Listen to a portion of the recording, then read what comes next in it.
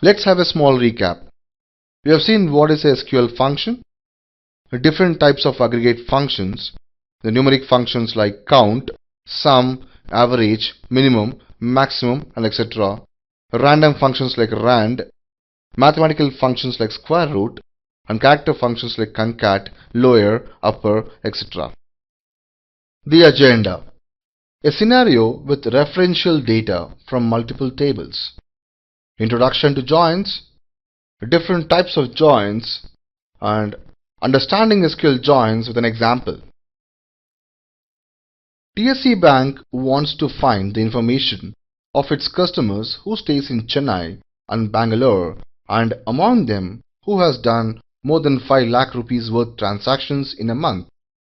TSC Bank maintains customer information and customer account transaction details separately in separate tables based on cities.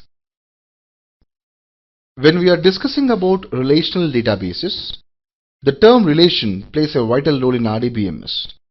When we are discussing about relation among columns, relation among tables, so when we require the data from 2 or more tables, we need to use a concept called joins. What is a join? A join condition is a part of an SQL query that retrieves or fetches the rows from 2 or more tables. A join condition is used in the SQL where clause of SQL statements. Let us see the different types of joins.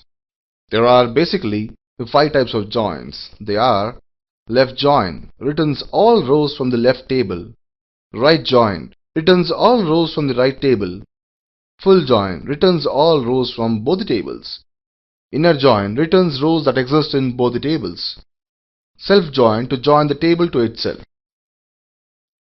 So before starting to implement joins, let us create 2 tables. A subject table with 2 columns, subject ID and subject name. The second one, the lecturer table with 2 columns, subject ID and lecturer name. After inserting the data in the above 2 tables, the common column among both the tables is subject ID. So, now we can use to combine both the tables using joins to retrieve different forms of data. The basic syntax of writing a query using joins is: select table1.columnList, table2.columnList from table 1, the respective join table 2 on table 1.common column is equal to table 2.column column. Similarly, we use left join in this way. The requirement is to know the names of the lecturers and the subject names they deal. For this, we use left join, and the query is: select a.lecturer name, b.subject name from lecturer left join subject on subject ID is equals to subject ID of both the tables, and the result set is shown below. In the above case, it displays all the records from the lecturer table in spite of the records present in the subject table. If the requirement is we want to display the lecturer names of all the subjects, there may be a case where there are no allocated lecturers to some subjects. In this case, we use right join, and the query is: select a.lecturer name, b.subject name from lecturer right join subject on a.subject ID is equal to b.subject ID, and the result set is shown below. We do have some null values in the lecturer name column because there are no lecturers allocated for those 2 subjects. Inner join is used to retrieve data which is common across the joining tables, and the syntax is: select a.lecturer name, b.subject name from lecturer inner join subject on a.subject ID is equal to b.subject ID, and the result set is shown below. Similarly, full join is used to showcase the common data and also the unique data present in both the tables.